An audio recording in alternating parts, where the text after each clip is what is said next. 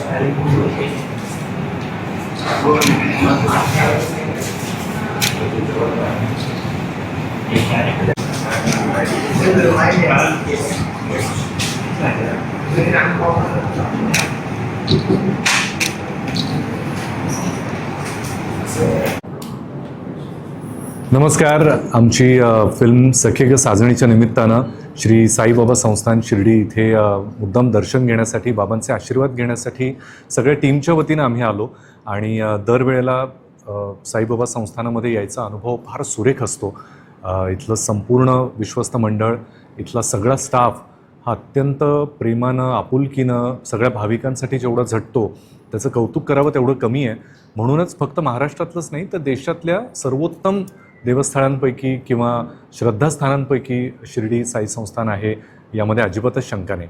मी अगदी लहानपणीपासून संस्थानात येतो आहे, साईबाबांचे आशीर्वाद घेतो आहे, पण जितक्या वेळा येतो आहे तेव्हा प्रत्येक वेळेला काहीतरी छान प्रगती झालेली दिसते आणि ती पण भाविकांच्या सोयीसाठी।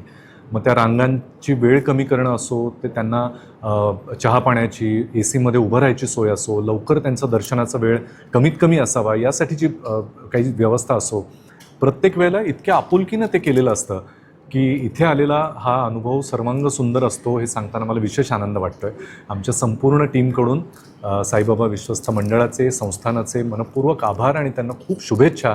आणि साईबाबांच्या चरणी एवढीच प्रार्थना की आम्हा कलाकारांवरचं प्रेम, आमच्या चित्रपटावरचं प्रेम प्रेक्षकांचं जसं आहे तसंच कायम असू द्या आणि बाबांचे आशीर्वाद आपल्याला सुद्धा लाभोत ही त्यांच्या चरणी प्रार्थना। जय साईराम।